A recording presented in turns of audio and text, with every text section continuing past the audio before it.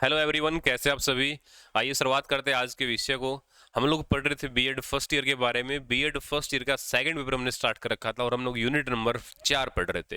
Unit number 4 में आज का जो हमारा टॉपिक है वो है शिक्षा में असमानता, कि किस तरीके से अलग अलग काल के अंदर शिक्षा के अंदर असमानता रही है, कि आज के आधुनिक काल के अंदर क्या असमानताएं शिक्षा के अंदर की जा रही लोगों के साथ, प्राचीन काल में क्या असमानताएं थी, उनके बारे में आज हम लोग पढ़ेंगे कि शिक्षा के अंदर असमानता किस तरीके से है। देखो, शिक्षा में असमानता, अगर मैं सबसे पहले बात करूं असमानता, असमानता है क्या, हम लोग किसको असमानता कहते हैं, तो सबसे पहले बात आती है असमानता का अर्थ क्या है। तो असमानता का अर्थ है कि व्यक्तियों को अपने व्यक्तित्व के पूर्ण विकास के समान अवसर प्राप्त नहीं कर पाना। अगर आपको इक्वल राइट्स नहीं मिल रहे, इक्वल अवसर नहीं मिल रहे, तो इसका मतलब क्या है, आपके साथ क्या है, भेदभाव हो रहा है। और भेदभाव होने को ही क्या कहते हैं, हम लोग असमानता कहते हैं। ठीक है। और समाज में विशेषाधिकारियों का पाया जाना, जन्म, जाति, प्रजाति, व्यवसाय, धर्म, भाषा, आय व संपत्ति के आधार पर अंतर होना। क्योंकि हमारे समाज के अंदर क्या है कि भेदभाव किसके आधार पर किया जा रहा है, जन्म के आधार पर, जाति के आधार पर, व्यवसाय के आधार पर, भाषा के आधार पर, अमीर और गरीब के आधार पर क्या किया जा रहा है, भेदभाव किया जा रहा है। और इन्हीं आधारों पर मानव मानव तथा समूह समूह के मध्य में ऊंच नीच का भेद मानना व सामाजिक दूरी को बनाए रखने से लगाया जाता है। ठीक है। तो इन्हीं वजह से क्या है, देश समाज के अंदर सामाजिक दूरियां बनी हुई है, ऊंच नीच का भेदभाव है, और इसी को क्या कहा गया है, असमानता कहा गया है। ठीक है। असमानता के बारे में और कुछ हम लोग क्या बता सकते हैं कि असमानता या फिर विषमता से अभिप्राय एक समाज के व्यक्तियों के जीवन अवसर एवं जीवन शैली की विभिन्नताओं से है, जो सामाजिक परिस्थितियों में इनकी विषम स्थिति में रहने के कारण होती है। उदाहरण के लिए, भूमिहीन व भूस्वामी, कुछ लोग ऐसे हैं समाज के अंदर जिसके अंदर असमानता, किसी के पास जमीन है ही नहीं और किसी के पास क्या है, बहुत ज्यादा है। उसी तरीके से हरिजन एवं ब्राह्मण की सामाजिक परिस्थिति में चूंकि अंतर दिखाई पड़ता है, इसलिए उन्हें प्राप्त होने वाले अवसरों और उनकी जीवन शैलियों में भी पर्याप्त अंतर परिलक्षित होते हैं। तो जाति धर्म के आधार पर भी क्या है, यहाँ पर अवसर अलग अलग लोगों को मिलते हैं और अलग अलग तरीके से लोग जीवन यापन करते हैं। इसके बारे में आंद्रे बेल के एक विद्वान ने क्या अपने विचार दिए हैं। उनका मानना है कि आधुनिक जगत का महान विरोधाभास यह है कि हर स्थान पर हर मनुष्य अपने को समानता के सिद्धांत का समर्थक बताते हैं और हर स्थान पर वे अपने जीवन में तथा दूसरों के जीवन में असमानता की उपस्थिति का सामना करते हैं। बेल की इस बात को हम अपने समाज में प्रत्यक्ष रूप से देखते हैं कि हमारे समाज में इस विरोधाभास को सभी परिवारों में देखा जा सकता है। जहां महिलाओं को सम्मान देने की बात तो कही जाती है, वहां उनको हैसियत नहीं दी जाती और उन्हें द्वितीय श्रेणी में ही रखा जाता है। ठीक है। क्या किया गया, महिलाओं को सम्मान भी दिया गया लेकिन उनको द्वितीय श्रेणी के अंदर ही रखा गया। आगे बात करते हैं कि समाज में मनुष्य ने अपने स्वार्थवश असमानता का विचार तथा व्यवहार विकसित किया है और स्वार्थ पर आधारित आपसी सामाजिक संबंध हमेशा असमानता की तरफ ही जाते हैं। ठीक है। यानी कि जो समाज के अंदर जो असमानताएं जो दिखाई दे रही, जो दुर्व्यवहार जो दिखाई दे रहा है, ऊंच नीच की वजह से, अमीर गरीब की वजह से, जाति की वजह से, ठीक है, वो सब क्या, वो सब अपने स्वार्थ की वजह से क्या हो रखा है, ऐसा हो रखा है, और अपने स्वार्थ की वजह से समाज में क्या है, असमानताएं है। नेक्स्ट आगे बात करते हैं कि जो शिक्षा के अंदर जो असमानता वो क्या है। अब तक तो हमने जाना कि असमानता क्या, अब हम बात करते हैं कि शिक्षा के अंदर असमानता क्या है और अलग अलग काल के अंदर शिक्षा में असमानताएं रही है, उन असमानताओं की हम लोग बात करेंगे। सबसे पहले बात आती है कि प्राचीन काल में शिक्षा में असमानता, कि पुराने समय के अंदर शिक्षा में क्या असमानताएं थी। कि प्राचीन काल में वैदिक काल को यदि छोड़ दिया जाए तो उसके पश्चात से भारतीय समाज एवं शिक्षा व्यवसाय में कभी भी समानता नहीं रही। वास्तव में क्या था कि प्राचीन काल में राजतंत्र प्रणाली थी और ऐसे में राज परिवार एवं संपूर्ण समाज की शिक्षा व्यवस्था एक समान होने का प्रश्न ही नहीं उठता था। उत्तर वैदिक काल में समाज स्पष्ट रूप से 4 वर्णों में विभाजित हो गया था और 4 वर्णों के कार्यों शिक्षा व्यवस्था का निर्धारण हो गया था। ठीक है। यानी कि उस समय क्या था कि प्राचीन काल के अंदर राज शासन था, राजाओं का शासन था, और ऐसे समय में पूरे समाज की जो शिक्षा व्यवस्था है वो एक समान होना क्या है, एक चैलेंज था, एक बहुत ही क्या था, कठिनाई का काम है। तो इसलिए राजाओं के परिवारों को क्या है था कि अच्छे तरीके से शिक्षा दी जा सकती थी और संपूर्ण समाज को ऐसी शिक्षा सुविधा उपलब्ध नहीं थी। उसी के अंदर बात करते हैं कि आगे चलकर समाज को 4 वर्णों में बांट दिया था और उन वर्णों की शिक्षा क्या होगी, उनके कार्य क्या होंगे, वो भी साथ में डिवाइड कर दिए गए थे। देखो, 4 वर्ण कौन कौन से बताए। सबसे पहले है ब्राह्मण वर्ण, ठीक है। इसमें क्या रखा कि ब्राह्मणों का मुख्य कार्य समाज में शिक्षा प्रदान करना था, कि ब्राह्मणों का मुख्य कार्य समाज में शिक्षा प्रदान करना था, इसलिए उन्हें चारों वेदों की शिक्षा तथा पुरोहित का कार्य करने वाले ब्राह्मणों को धार्मिक शिक्षा प्रदान की जाती थी, ठीक है। तो कुछ को धार्मिक शिक्षा प्रदान की जाती थी, ठीक है, और कुछ को चारों वेद की शिक्षा प्रदान की जाती थी। नेक्स्ट है दूसरा वर्ण क्या बनाया, अक्षत्रिय। अक्षत्रिय वर्ण का कार्य राज्य एवं समाज की रक्षा करना था, इसलिए उन्हें अस्त्र शास्त्रों का ज्ञान एवं प्रशिक्षण दिया जाता था। राजनीति, अर्थनीति इत्यादि की शिक्षा मुख्य रूप से इन्हें दी जाती थी, क्योंकि इन लोगों का काम क्या था कि समाज प्रशासन चलाना, राज्य और समाज की क्या करना, रक्षा करना इनका मुख्य कार्य था। इसलिए इनको हथियार चलाना, ठीक है, हथियार चलाने का प्रशिक्षण देना, राजनीति अर्थनीति कैसे संभाली जाए वो इनका कार्य था। उसके बाद आता वैश्य समाज, ठीक है, वर्ण। वैश्य वर्ण के लोगों का व्यापार वाणिज्य की शिक्षा प्रदान की जाती थी, इसके साथ ही उन्हें विभिन्न भाषाओं एवं विधियों की शिक्षा दी जाती थी, जिससे उन्हें व्यापार वाणिज्य में किसी प्रकार की समस्या न उत्पन्न हो। वैश्य का जो कार्य था, वैश्य समाज को, उसका काम क्या था कि व्यापार करना, तो उसने व्यापार और वाणिज्य संबंधी जो शिक्षा वो दी जाती थी, और उन्हें अलग अलग भाषाएं सिखाई जाती थी, ताकि जब वो दूसरे लोगों से संपर्क करें, व्यापार करें, तो उनको कोई समस्या ना आए। नेक्स्ट लास्ट में आता कि शूद्र वर्ण। ये समाज का सबसे निम्न वर्ण था, और इसका मुख्य कार्य समाज में सभी वर्गों की सेवा करना था, और इसकी शिक्षा के लिए किसी प्रकार की व्यवस्था नहीं थी। ये अपने अनुभव या फिर दूसरों के द्वारा किए गए निर्देशों से शिक्षा प्राप्त करते थे। तो सबसे निचला और सबसे लोअर दर्जे का जो स्तर था वो कौन सा था, शूद्र वर्ण था। और इनको ना तो शिक्षा दी जाती थी, लेकिन इनका काम क्या दे रखा था कि सभी वर्णों की क्या करेंगे, ये सेवा करेंगे, और सबसे नीचे का वर्ण इनको माना गया था, ठीक है। ये लोग अपने अनुभव के आधार पर ही अपनी शिक्षा प्राप्त किए हुए थे, ठीक है। नेक्स्ट उसके बाद आता है कि उत्तर वैदिक काल के पश्चात बौद्ध काल एवं जैन काल में एक बार पुनः परिवर्तन दिखा, और महात्मा बुद्ध तथा महावीर स्वामी ने सामाजिक समरसता को बढ़ावा देने के उद्देश्य से समानता पर बल दिया। शिक्षा अवस्था में लोगों की योग्यता को महत्व दिया, न कि वर्ण या जाति को। परंतु इसके बावजूद भी दासों व मुगलों तथा चंडालों के अधिकार सीमित थे, ठीक है। तो यहाँ पर उत्तर वैदिक काल के अंदर महात्मा बुद्ध के द्वारा और महावीर स्वामी के द्वारा सभी को समानता के अवसर प्रदान करने के लिए क्या है, प्रयास किए गए। वहां पर जाति धर्म को आगे नहीं लेकर के आ गया, ठीक है। तो ये भी एक प्रयास इनके द्वारा किया गया था, लेकिन ये सफल नहीं हो पाया, ठीक है। नेक्स्ट इससे आगे हम बात करते हैं। अब बात आती कि मध्यकाल के अंदर शिक्षा व्यवस्था कैसी थी, ठीक है। अब मध्यकालीन शिक्षा जो व्यवस्था थी वो कैसी थी, कि मध्यकाल में शिक्षा व्यवस्था के अंदर क्या असमानताएं थी, ठीक है। देखो अब बात आती कि 1192 में दिल्ली के शासक पृथ्वीराज चौहान के मुहम्मद गोरी के हाथों पराजित होने के पश्चात क्रमशः भारत पर मुस्लिमों का अधिकार हो गया, ठीक है। 1192 में पृथ्वीराज चौहान और मुहम्मद गोरी के बीच क्या हुआ था, युद्ध हुआ था, जिसको आप लोग तराइन के युद्ध के नाम जानते हैं। तराइन का प्रथम युद्ध 1191 में हुआ था, जिसमें क्या था, जिसमें पृथ्वीराज चौहान जीत गया था और मुहम्मद गोरी क्या हो गया था, हार गया था। लेकिन तराइन के दूसरे युद्ध के अंदर मुहम्मद गोरी जीत गया और पृथ्वीराज चौहान क्या हो गया, हार गया। तब से क्या हो गया, मुगलों की स्थापना होनी यहाँ पर क्या हो गई, शुरू हो गई। क्योंकि नए शासक वर्ग का धर्म, सभ्यता एवं संस्कृति, खान पान आदि में अत्यधिक अंतर था। ऐसे में भारत एक नई राजनीतिक, सामाजिक, आर्थिक और शैक्षिक व्यवस्था का जन्म हुआ, जिसे मध्यकालीन व्यवस्था कहा गया। अब जो मुगलों का जो शासन आया उसमें क्या आया कि नए शासक वर्ग का जो धर्म है, उनके धर्म अलग था, उनका सभ्यता अलग थी, उनकी संस्कृति अलग थी, खान पान रहने का जो तरीका था वो भी क्या था, भारतीय लोगों से बिल्कुल अलग था। ऐसे में भारत को एक नई राजनीतिक, सामाजिक, आर्थिक और शैक्षिक व्यवस्था क्या हुआ, जन्म हुआ, जिसे मध्यकालीन व्यवस्था कहा जाता है। इस नई व्यवस्था में समानता का तत्व सर्वाधिक प्रभावी था। सामाजिक रूप से सभी बराबर माने जाते थे, और इस नई व्यवस्था में शिक्षा प्रणाली में सभी को शिक्षा के समान अधिकार थे।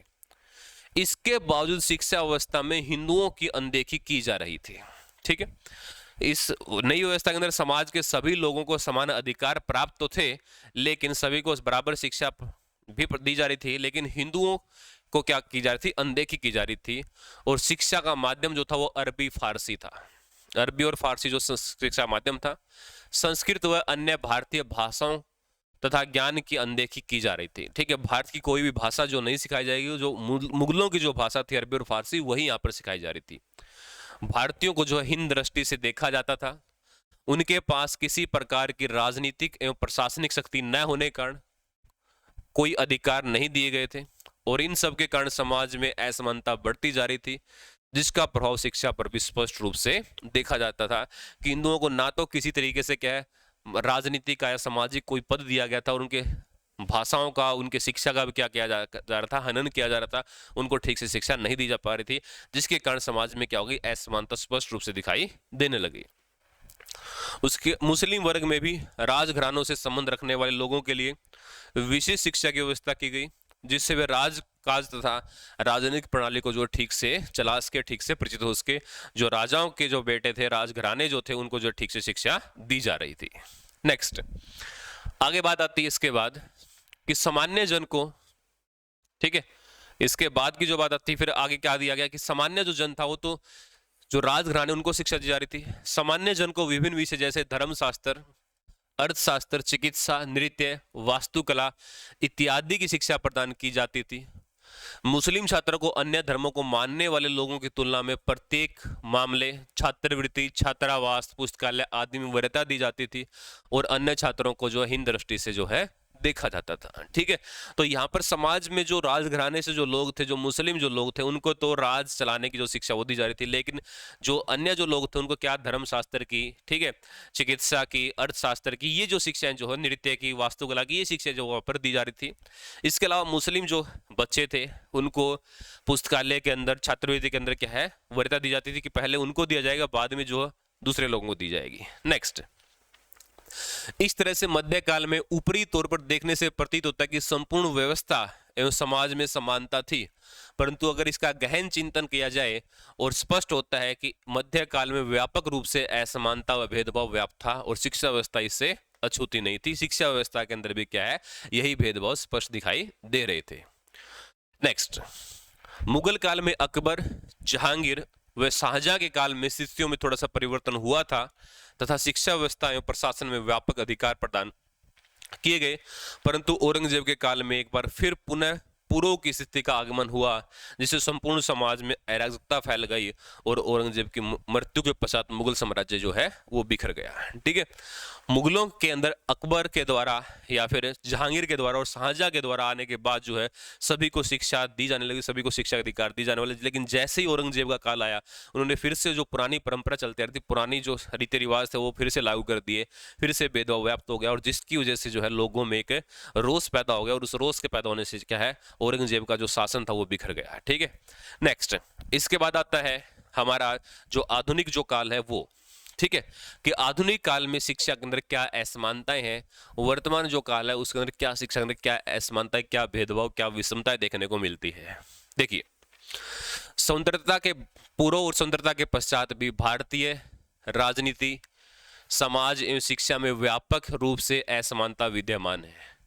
यद्यपि भारतीय संविधान प्रत्येक नागरिक को समान अधिकार प्रदान करता है, परंतु वास्तविक जो स्थिति है वो इससे अलग है, क्योंकि भारतीय समाज हजारों वर्षों की गुलामी तथा अपनी रूढ़िवादिता के कारण समानता जैसे महत्वपूर्ण विषय की महत्ता को समझ नहीं पा रहा है। ठीक है, क्योंकि हमारा देश बहुत समय से गुलाम राज्य के कारण क्या लोग, हम लोग रूढ़िवादी हो गए, और उसकी वजह से क्या है हम लोग जो समानता का जो लक्ष्य था उसको हम लोग नहीं समझ पा रहे कि क्या कैसे हम लोग समानता को पा सकें। शिक्षा व्यवस्था में प्रवेश शुल्क, भोजन जैसे महत्वपूर्ण विषयों पर भी व्यापक रूप से असमानता विद्यमान है। समाज का उच्च वर्ग तो अपने बालकों की शिक्षा के लिए निजी या केंद्रीय विद्यालयों में सरलता से प्रवेश पा जाता है, परंतु वहीं दूसरी ओर समाज का निम्न वर्ग महंगे एवं निजी विद्यालयों में अपने बच्चों को शिक्षा प्रदान नहीं करा पाता, जिससे वह उच्च शिक्षा और नौकरियों में भी जो है पिछड़ रहे हैं।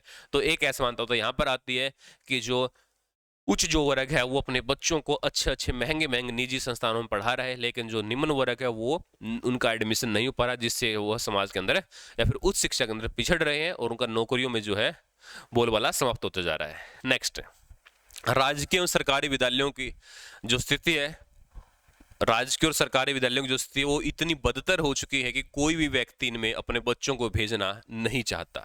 ठीक है, अपवादिक रूप से कुछ शैक्षणिक संस्थानों को छोड़ दिया जाए। ठीक है, यानी कि कुछ शिक्षण संस्थानों को छोड़ दे तो मैक्सिमम जो गवर्नमेंट है कि जो स्कूल है, जो यूनिवर्सिटी है, उनकी सिचुएशन जो बहुत बुरे हालात में है।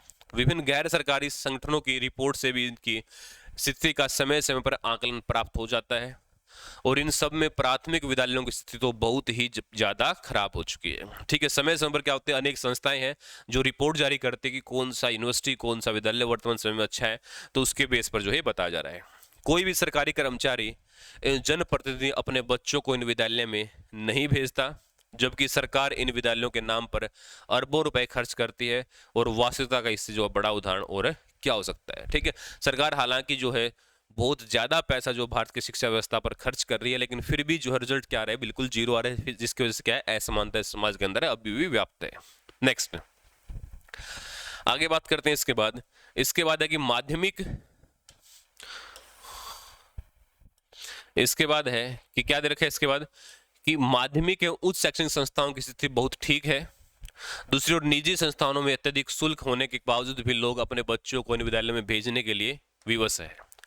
कुछ व्यावसायिक कोर्सों की फीस तो 70 से 80 लाख रुपए तक पहुंच गई है।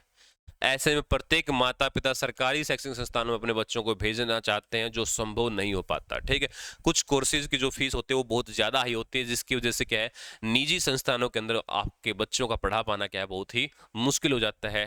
ठीक है, और जो शिक्षा व्यवस्था है वो प्राथमिक स्तर पर जो है बहुत बुरे हालात में है, और उच्च स्तर पर तो फिर भी जो वर्तमान सिचुएशन में ठीक है। नेक्स्ट, यद्यपि सरकार ने प्राथमिक शिक्षा के सार्वभौमिकरण के लिए तथा शिक्षा के सार्वभौमिकरण के लिए शिक्षा प्रदान करने के उद्देश्य से शिक्षा को मौलिक अधिकार बना दिया तथा शिक्षा का अधिकार अधिनियम 2009 पारित कर संपूर्ण देश में से लागू भी कर दिया, जिसके अंदर निजी विद्यालयों के गरीब और कमजोर वर्ग के बच्चों को कुल 25% सीटों पर प्रवेश देने की शर्त रखी गई है, जिसको 134 ए नियम जो है जिसको बोला जाता है। 134 ए नियम के तहत प्रत्येक प्राइवेट विद्यालय के अंदर 25% सीटें जो है गरीब बच्चों के लिए आरक्षित रहेगी।